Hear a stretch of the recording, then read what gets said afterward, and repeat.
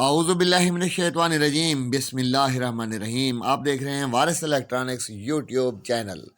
आज हम आपको स्टेबलाइज़र के सर्किट के बारे में तफसील से बताएंगे कि ये सर्किट किस तरह से काम करता है, इसमें क्या कुछ फंक्शन होता है, वो सारा हम आपको बताएंगे।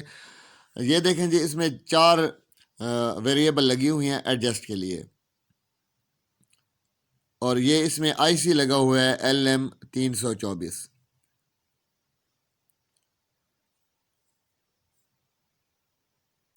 इस सर्किट की ख़ास बात यह है कि इसमें क्योंकि आईसी लगा हुआ है तो ये बड़ा फास्ट सर्किट है, जल्दी काम करता है।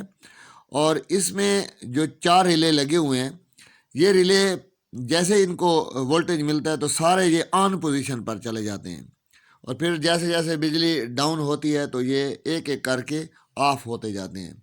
तो क्योंकि इन्होंने रिले ने ऑफ होना है तो इसलिए ये ज़्यादा करंट भी नहीं लेता, और अगर इसने ऑन होना होता तो फिर ज़्यादा करंट ज़रूरत होता, लेकिन क्योंकि इन्होंने ऑफ पोजीशन में जाना है। अच्छा, इसकी सर्किट की बनावट देखें जी, डायोड वगैरह भी लगे हुए हैं, एक एक ट्रांजिस्टर ड्राइव के लिए लगा हुआ है जो रिले को करंट देते हैं, और इसको लगाना भी बहुत आसान है। इस किस्म के हमें 2 और भी सर्किट मिलते हैं, एक मेन चेंज वाला भी मिलता है और इसी किस्म का बड़े रिले वाला सर्किट भी मार्केट में आम मिल जाता है। तो ये छोटे रिले वाला सर्किट है, ये फ्रिज के लिए बहुत कामयाब है। अगर आपने डीप फ्रीज़र वाला स्टेबलाइज़र बनाना है यानी ज़्यादा वाट वाला, तो उसमें आप जो बड़े एल टाइप रिले वाला सर्किट है वो इस्तेमाल करेंगे। बाकी आईसी ट्रांजिस्टर, इसकी एडजस्टें वगैरह वो सेम होती हैं, जैसे इसमें है इसी तरह से बड़े रिले वाले सर्किट में भी होते हैं, सिर्फ उसका पीसीबी बड़ा होता है क्योंकि उसमें रिले बड़े लगने होते हैं। तो आज हम इसका डायग्राम भी आपको बनाकर दिखाएंगे। आपने हमारी वीडियो को स्किप नहीं करना, मुकम्मल देखना है। बहुत सारे दोस्तों की एक फरमाइश थी कि आप हमें सर्किट के बारे में भी बताएं कि ये किस तरह से इसके कनेक्शन किए जाते हैं, ये किस तरह से काम करता है। तो मैं आपको आज इसकी डिटेल से सर्किट डायग्राम बनाकर दिखाऊंगा, उसके कनेक्शन किस तरह से किए जाते हैं वो भी आपको दिखाऊंगा। तो मेहरबानी है जी, कमेंट्स में मुझे ज़रूर लिखा करें कि मेरी वीडियोस आपको किस तरह से लगती हैं, और उन दोस्तों का भी मैं शुक्रिया अदा करूंगा जो हमें कमेंट्स करते हैं। अच्छा, इस सर्किट के बारे में उम्मीद है आपको काफ़ी सारी समझ आ गई होगी। आईसी सर्किट है, रिले सारे पहले ऑन होंगे फिर ऑफ होकर काम करेंगे, मैंने पहले बता दिया है।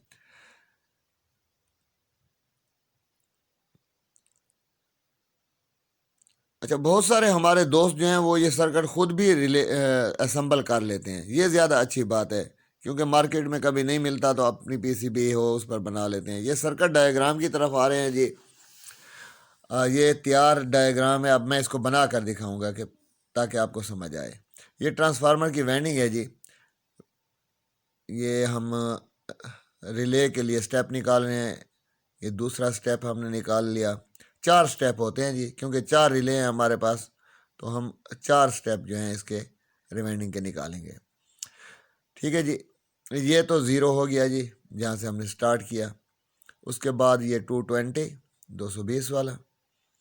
अच्छा, फिर हम इसमें 30 वोल्ट का इजाफा करेंगे, फिर मज़ीद 40 वोल्ट का इजाफा करेंगे, फिर 50 वोल्ट का इजाफा करेंगे, फिर 60 वोल्ट का, यानी 10-10 वोल्ट जो है हम बढ़ाते जाते हैं क्योंकि बिजली कम होती जाती है। तो फिर इस तरह से ये देखें जी, 220, 250, 290, 340 और 400 वोल्ट, ये हमारी रिवाइंडिंग है। ठीक है, सर्किट के लिए आप इसमें 12 से 15 वोल्ट अलहदा रिवाइंड कर सकते हैं, अलहदा ट्रांसफार्मर लगाने की ज़रूरत नहीं है। इसी ट्रांसफार्मर से आप वोल्टेज जो हैं वो सर्किट के भी ले सकते हैं। अब ये इसके जो 4 रिले हैं उसके कनेक्शन किस तरह से किए जाते हैं, ये आप तवज्जो से देखें जी।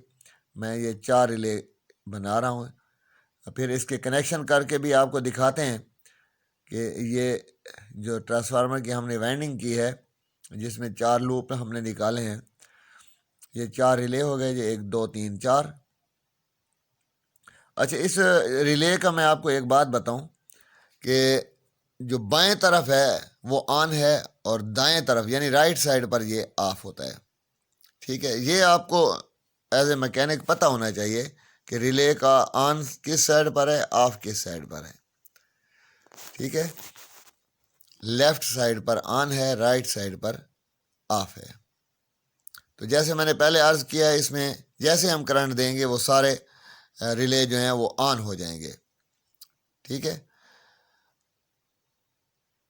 ये 220 वाला हमने रिले के ऊपर दे दिया और यहाँ पर 220 इन भी मिलेगा।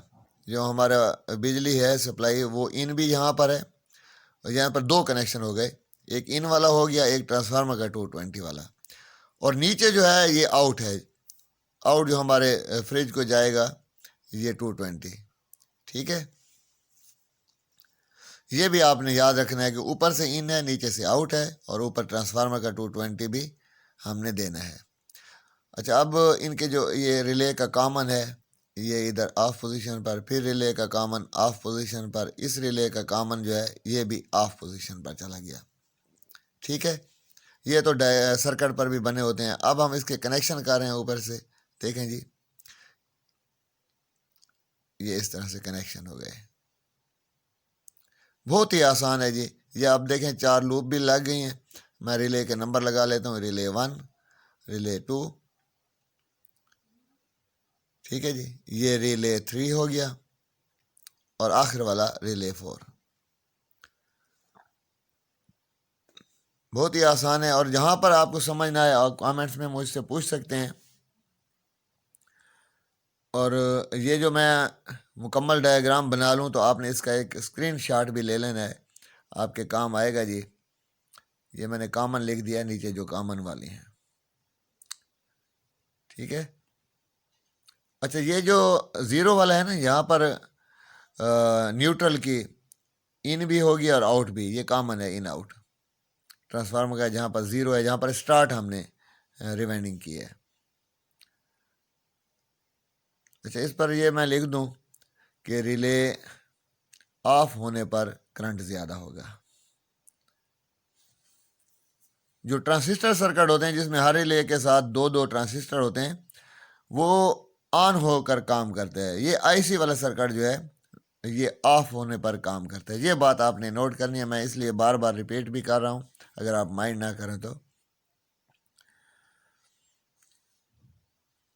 बहुत ही आसान स्टेबलाइजर का, 4 रिले स्टेबलाइजर का ये डायग्राम बन गया है। सर्किट मैंने आपको दिखा दिया था।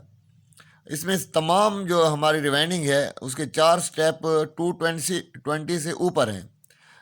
बाज़ हमारे जो रिवाइंडिंग होती हैं वो टोटल 220 होती है और उसके 4 स्टेप उससे नीचे होते हैं। लेकिन ये ज़्यादा कामयाब ये है क्योंकि इसमें रिले चिपकने का ख़तरा कम होता है। जो रिले चिपक कर ठहर जाते हैं वो ख़तरा नहीं होता। वीडियो देखने का बहुत बहुत शुक्रिया।